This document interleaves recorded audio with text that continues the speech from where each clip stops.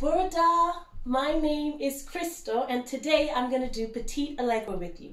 So now I read an article that talked about joint health while we're jumping on our harder surfaces than we're used to. So I'm going to wear trainers for this, but you want to make sure you're really nice and warm for this. So do the rest of the ballet class that we taught, make sure you do your pliés, your tendus, get some center practice in there so your body's really nice and warm, because actually jumping like this is quite a lot of impact on your body. So I'll teach the exercise. We're going to start in fifth position, right leg behind, and we're going to do jeté, t'en levé, pas de bourrée, changement, changement. And now we have the left leg behind, and we'll start on the other side, okay?